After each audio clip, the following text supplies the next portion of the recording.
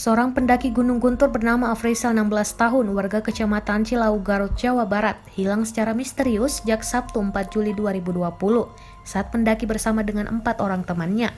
Afrizal hilang saat tengah tertidur di tenda. Sebelum menghilang, korban bersama dengan 4 orang temannya sempat begadang hingga pukul 2 pagi. Namun, saat salah seorang rekannya bangun jam 5 pagi, Afrizal sudah tidak ada di tenda.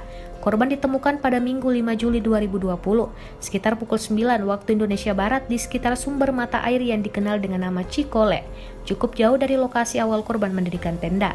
Ia ditemukan dalam keadaan lemas dan hanya mengenakan celana dalam oleh seorang warga yang juga penjaga parkir bernama Entis Sutisna 60 tahun. Kata Entis, korban ditemukan saat dirinya memanggil namanya.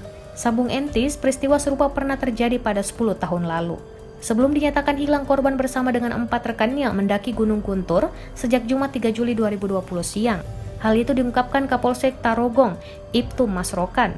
Setelah sampai di pos 3, mereka membuka tenda dan pada malam harinya mereka begadang hingga pukul 2 waktu Indonesia Barat. Namun saat salah seorang rekannya bangun jam 5 pagi, Afrizal sudah tidak ada di tenda. Kemudian keempat rekan korban menunggunya di pos 3 hingga siang hari. Karena korban tak kunjung datang, rekannya pun memutuskan untuk pulang dan melaporkan kepada orang tuanya.